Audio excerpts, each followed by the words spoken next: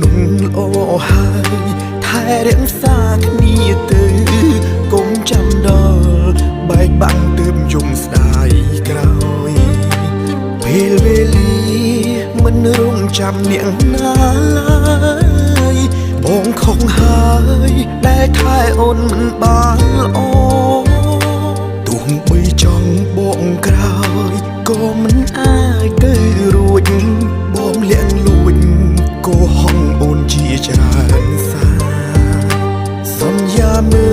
លថែអូនតែគ្មានបានកា